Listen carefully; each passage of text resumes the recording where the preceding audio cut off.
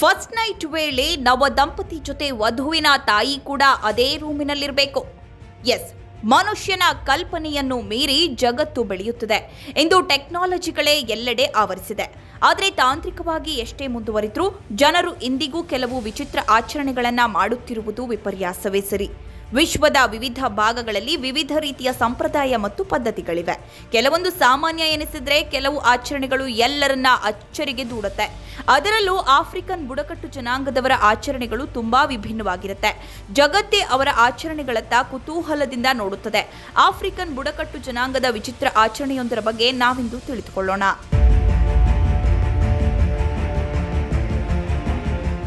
ಆಫ್ರಿಕಾದ ಕೆಲ ಬುಡಕಟ್ಟು ಜನಾಂಗದಲ್ಲಿ ಮದುವೆಯಾದ ದಂಪತಿ ಮೊದಲ ರಾತ್ರಿಯನ್ನು ವಧುವಿನ ತಾಯಿಯೊಂದಿಗೆ ಕಳೆಯುವುದು ವಾಡಿಕೆಯಾಗಿದೆ.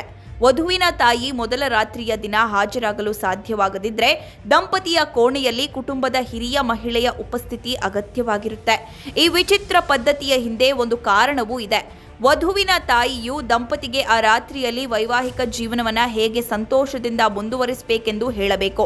ಹೀಗಾಗಿ ವಧುವಿನ ತಾಯಿಯು ಕೋಣೆಯಲ್ಲಿ ಇರಬೇಕೆಂದು ಈ ವಿಚಿತ್ರ ಪದ್ಧತಿ ಹೇಳುತ್ತೆ.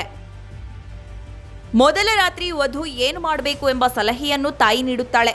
ದಂಪತಿ ಮೊದಲ ರಾತ್ರಿಯನ್ನ ಕಳೆದ ನಂತರ ತಾಯಿ ತನ್ನ ಮಗಳು ಸಂತೋಷದಿಂದ ಮದುವೆಯಾಗಿದ್ದಾಳೆ ಎಂಬುದನ್ನು ಖಚಿತಪಡಿಸುತ್ತಾಳೆ. ಅಂದಹಾಗೆ ಇಂಡೋನೇಷ್ಯಾದಲ್ಲಿಯೂ ವಿಚಿತ್ರವಾದ ವಿವಾಹ ಪದ್ಧತಿಗಳು ಅಸ್ತಿತ್ವದಲ್ಲಿವೆ. ವಿವಾಹಿತ ದಂಪತಿಗಳು ಸ್ನಾನಗೃಹವನ್ನ ಬಳಸದೆ 3 ದಿನಗಳವರೆಗೆ ಒಟ್ಟಿಗೆ ಇರುವುದು ಇಲ್ಲಿನ ವಾಡಿಕೆ.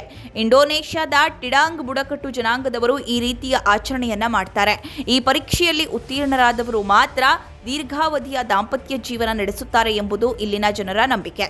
ಇದರಲ್ಲಿ ವಿಫಲವಾದರೆ ಅವರ ದಾಂಪತ್ಯ ಜೀವನ ಹೆಚ್ಚು ಕಾಲ ಉಳಿಯುವುದಿಲ್ಲ ಎಂದು ಜನರು ನಂಬುತ್ತಾರೆ.